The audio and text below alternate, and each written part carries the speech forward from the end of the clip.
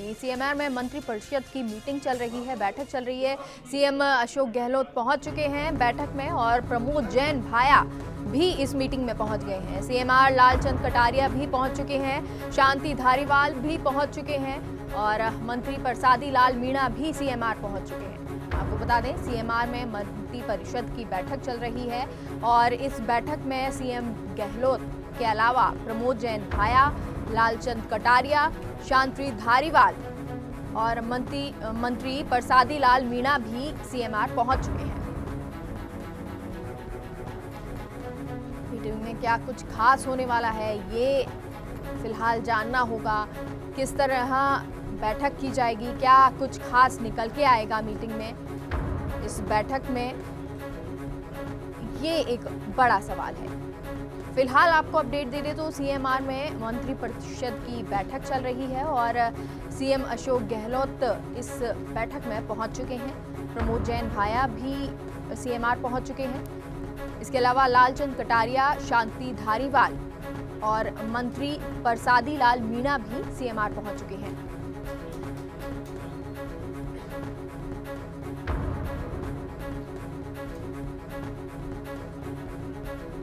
आज सीएमआर में बैठक होनी थी और मंत्री परिषद की ये बैठक है और इस खबर पर संवाददाता ऋतुराज जुड़ गए हैं। ऋतुराज, आप बताएं कि क्या कुछ अपडेट है, मीटिंग शुरू हो चुकी है और कौन कौन पहुंच चुका है?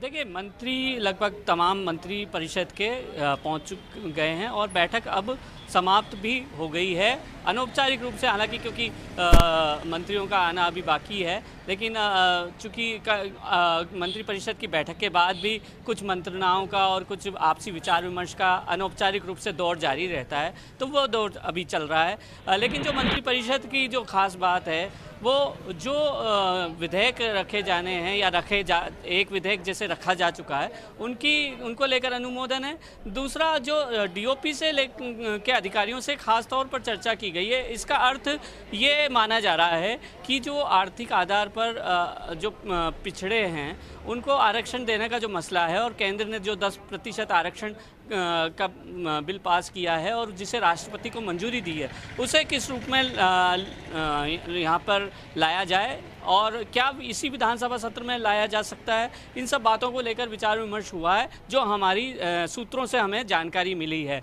इससे लेकर मंत्रणा हो सकती है। चूँकि डीओपी प्रमुख सचिव को अंदर बुलाया गया है, इसका एक दूसरा मायना यह भी निकाला जा रहा है कि जो बचे हुए तबादला सूची हैं उसको लेकर अनौपचारिक मंत्रणा की जा सकती है। और हमारे साथ जो वरिष्ठ संवाददाता हैं निर्मल तिवारी, वे हमारे साथ हैं, वे और अपडेट लेकर आए हैं। क्या अपडेट है? देखिए ऋतुराज, मंत्री परिषद की बैठक समाप्त हो चुकी है। अनौपचारिक तौर पर बैठक का आयोजन किया गया था ताकि जितने जो मुद्दे हैं इस समय, खासकर कर्ज माफी का जिस तरह से घोषणा की थी और उसके बाद किसानों से जुड़े जो अन्य मुद्दे हैं उनको लेकर के उस पर चर्चा की जाएगी। सभी मंत्रियों को मैंडेट सरकार ने अपना बता दिया, लेकिन अब प्रमुखता से जो 4 बैठकों का जो समय है वो शुरू हो चुका है। इस समय सबसे पहले गंगानगर हनुमानगढ़ की जो बैठक है लोकसभा क्षेत्र को लेकर के, वो शुरू हो चुकी है। उसके बाद 4 बजे बीकानेर, 5 बजे चूरू और सबसे लास्ट में शाम को 6 बजे झुंझुनू की बैठक होगी। झुंझुनू लोकसभा क्षेत्र को लेकर कि कौन प्रत्याशी हो सकता है, किस तरह का फीडबैक जो प्रभारी मंत्रियों से आया, वहाँ के जितने भी स्थानीय जनप्रतिनिधि हैं, सांसद, विधायक, वहाँ से संबंधित मंत्री, सभी को बुला लिया गया। इस समय चूंकि अभी मंत्री परिषद समाप्त हुई है, तो जैसे ही ये बैठकें शुरू होंगी खासकर लोकसभा क्षेत्र को लेकर के, तो निश्चित तौर पर कहा जा सकता है कि अगले 2.5-3 घंटे तक पूरा सियासी माहौल 8 नंबर सी लाइन में देखा जा सकता है। क्या मंत्रियों की भूमिका भी है इस बैठक में? निश्चित तौर पर बैठक है। बैठक में भूमिका है मंत्रियों की। जो प्रभारी मंत्री हैं जिस जिले के, गंगानगर के जो प्रभारी हैं, गंगानगर हनुमानगढ़ के, उनको इसमें बुलाया गया है। उसके बाद जिस तरह से बैठक होंगी, बीकानेर उसके प्रभारी आएंगे, उसके बाद चूरू और उसके बाद झुंझुनू के प्रभारी जो मंत्री हैं वो भी इसमें रहेंगे। साथ ही साथ वहाँ का जो भी अभी जो वर्तमान एमपी, अगर वहाँ के जो निवर्तमान जो थे, जो एमपी के उसमें लड़े थे लेकिन वो हार गए थे, उनको भी ऐसे प्रत्याशियों को भी बुलाया गया है। पिछली बार के वहाँ के पंच, सरपंच, वहाँ के जिला परिषद के सदस्य, तमाम जो वहाँ के जो स्थानीय जनप्रतिनिधि हैं, उन सबको इसमें ऋतुराज बुलाया गया है।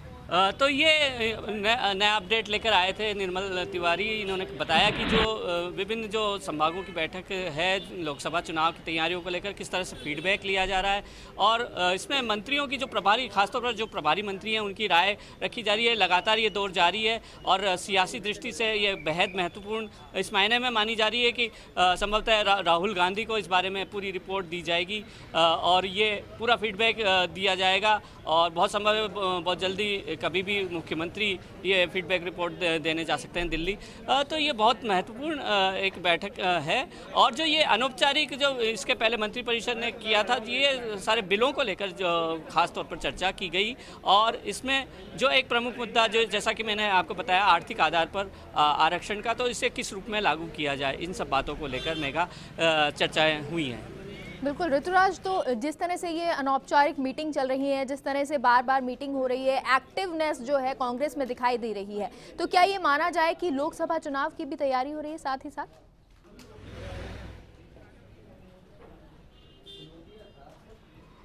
देखिए, ये इसी सवाल को हम अपने जो सीनियर साथी हैं उनको दोहराते हैं। क्या ये लोकसभा चुनाव की जो तैयारी है और लगातार मंथन का दौर जारी है, आपने लगातार इस विषय को कवर किया है, इसमें अभी तक छनकर क्या निकला है पहले की बैठकों में और आज की बैठक में विशेष रूप से किस बात पर जोर दिया जा रहा है? देखिए ऋतुराज, चूंकि लोकसभा चुनाव में बहुत कम समय रह गया है, तो ऐसे में सबसे पहले तो मुख्यमंत्री अशोक गहलोत के साथ ही डिप्टी सीएम सचिन पायलट सहित तो तमाम जो थिंक टैंक है, क्योंकि अविनाश पांडे यहाँ आए थे, तरुण कुमार जी यहाँ थे, उसके अलावा विवेक बंसल यहाँ आए हुए थे और तमाम लोग यहाँ पर थे। सबसे पहले 2 दिन के लिए प्रभारी मंत्रियों को भेजा गया अपने अपने प्रभार वाले जिले में और वहाँ से इस बात को कहा गया कि वहाँ की जो डीसीसी हैं, वहाँ की जो जिला कांग्रेस कमेटियाँ हैं, वहाँ से फीडबैक लीजिए कि कौन बेहतर प्रत्याशी हो सकता है, क्या पूर्व में जो प्रत्याशी था उसको रिपीट भी किया जा सकता है। तमाम जो फीडबैक आया, उस फीडबैक के बाद कई जगह देखने को मिला, खासकर नागौर में, और कुछ जगह ऐसा देखने को मिला कि वहाँ धक्का मुक्की हुई, लड़ाई झगड़े हुए, नामों को लेकर के एक राय नहीं थी। तो उसके बाद अब 8 सिविल लाइन्स में जो 3 दिन से जो लोकसभा वार बैठकों का दौर चला है, उसमें यही है कि प्रभारी मंत्रियों की रिपोर्ट ये थी। उसके बाद अब चूंकि वहाँ के जो लोकल जो सिटिंग एमएलए उनको बुलाया गया है, वहाँ के स्थानीय जनप्रतिनिधि हैं, खासकर जिला परिषद से जुड़े हुए, पंचायत प्रधानों से जुड़े हुए, जितने भी लोग हैं, नगर पालिकाओं से जुड़े, सबको बुलाया गया है। वहाँ के जो जिला कांग्रेस कमेटी के जो मेंबरान हैं उनको बुलाया गया। अब सबसे 1 to 1 1 घंटे हर एक बैठक को दिया जा रहा है। सबसे पहले गंगानगर हनुमानगढ़ की है, उसको 1 घंटा दिया जा रहा है। 1 घंटे में सबसे फीडबैक लिया जाएगा कि आप बता दीजिए कि कौन बेहतर प्रत्याशी हो सकता है।